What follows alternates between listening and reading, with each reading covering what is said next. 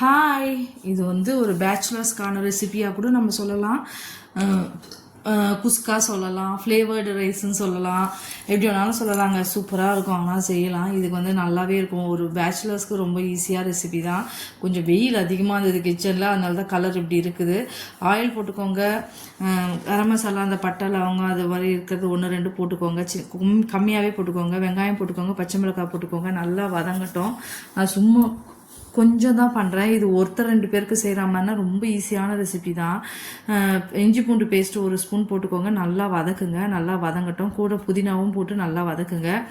நல்லா வதங்கட்டும். வதங்கிட்டு இருக்க சொல்லவே தக்காளியை நான் வந்து பேஸ்ட்டாக அரைச்சிக்கிட்டேன். 2 தக்காளியை பேஸ்ட்டாக அரைச்சி அதில் ஊற்றி நல்லா வதக்குங்க. தக்காளி சாதம் கூட சொல்லலாங்க. இது எல்லாமே சொல்லலாம், பட் ஆனால் சாப்பிட ரொம்ப நல்லாயிருக்கும். நல்லா வதக்கிடுங்க. இது மாதிரி தக்காளி பேஸ்ட்டாக வதங்கினதுக்கப்புறம் கொஞ்சமாக மஞ்சள் பொடி போட்டுக்கோங்க. மஞ்சள் பொடி போட்டுட்டு வெறும் மிளகாய் பொடி இருக்கு இல்லையா, அது வந்து ஒரு 1/2 ஸ்பூன் கிட்ட போட்டுக்கோங்க. போட்டு நல்லா வதக்குங்க. வதக்கிட்டு தேவையான அளவு தண்ணி ஊற்றுங்க. இதுக்கு வந்து நான் வந்து வெறும் நம்ம வீட்டில் செய்கிற சாப்பாடு ரைஸ் தான் எடுத்திருக்கேன். அதனால் 1 டம்ளர் ரைஸுக்கு நான் 2 டம்ளர்ன்ற அளவில் எடுத்து போட்டுக்கிறேன். நம்ம வந்து பாசுமதி ரைஸில் நீங்கள் பண்ணுறீங்கன்னா 1.5 கணக்கு எடுத்துக்கோங்க, அவ்வளோதான். அதில் ஊற்றிடுங்க. ஊற்றிட்டு தண்ணியை ஊற்றிட்டு நல்லா இந்த கொத்தமல்லி கருவேப்பிலை கொத்தமல்லி இருந்ததுன்னா கட் பண்ணி போட்டுருங்க. போட்டு நல்லா கொதிக்கட்டும். ரைஸ் போட்டு கொதிக்கட்டும். தண்ணி கொதிச்சோன்னா ரைஸை போடுங்க. போட்டுட்டு நல்லா வேகட்டும்னு சொல்லிட்டு தண்ணி கொஞ்சம் அப்படி தள்ளி கிள்ளி வர மாதிரி இருக்க சொல்ல நீங்கள் ஒரு டம் போட்டு ஆஃப் பண்ணிட்டீங்கன்னா, டம் போகிறதுக்கு முன்னாடி புதினா கொஞ்சம் நெய் போட்டு மூடி வச்சுருங்க. சூப்பரான ஒரு குஸ்கா ரைஸ் மாதிரி தான் இருக்கும். ஆக்சுவலாக பார்த்தீங்கன்னா தக்காளி சாதம், குஸ்கா ரைஸு, பேச்சுலருக்காக ஃப்ளேவர்டு ரைஸு ஃப்ளேவர் மாதிரி தான் இருக்கும். கொஞ்சம் அந்த கரம் மசாலா ஃப்ளேவரோட ரொம்ப நல்லாயிருக்கும். ஃப்ளேவர்டு ரைஸ் இது மாதிரி சொல்லலாம். இதுக்கு ஒரு முட்டை, அவிச்ச முட்டை வச்சு சாப்பிட்டோம்னா செம்ம டேஸ்ட்டாக இருக்கும். ட்ரை பண்ணி பாருங்கள், உங்களுக்குலாம் ரொம்ப பிடிக்கும் தான் நினைக்கிறேன் இந்த மாதிரி ரைஸஸ்லாம்.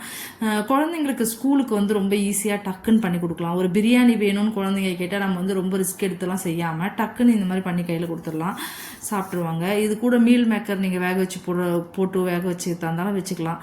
மீல் மேக்கர் பிடிக்கும்ன்றவங்க வீட்டில் இருந்ததுன்னா போட்டுக்கலாம் கூட, ஒன்றும் பிரச்சனை இல்லை. சூப்பராக இருக்கும்.